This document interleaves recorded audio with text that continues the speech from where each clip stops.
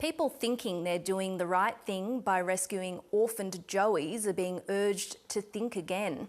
Professional wildlife carers say people do more harm than good attempting to raise a rescued native animal. Each year, Hobart's Bonorong Wildlife Park comes across more than 100 cases of people refusing to surrender injured wildlife. She's inquisitive and feisty. But just months ago, Winnie's life was hanging by a thread. Winnie's mum was originally hit and killed by a car. She was actually found by some people who did decide to take on the role of raising her themselves. She was actually discovered in quite a bad state by the time she came up to Bonorong. It's a story that's all too common. People finding a native animal, attempting to raise it, but in doing so, creating more harm than good.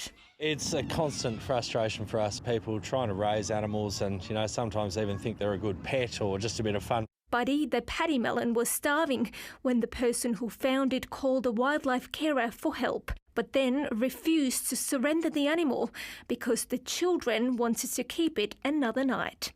By the next morning, Buddy was dead. It's an incredibly cruel situation and we shouldn't sacrifice an animal's welfare for us to have a bit of joy for a day or two. Accredited carers at the Bonorong Sanctuary want people to know that having a trained carer is the difference between life and death, between suffering and thriving. Jude Lennox has been caring for native animals for more than 35 years. She has roadkill. Because that's what they naturally scavenge. It takes skill and commitment to do what she does. I've been to so many training courses for all different sorts of species. It's extremely complex. If they don't go to a registered carer for rehab, as soon as they're found, their chances of survival are next to nothing.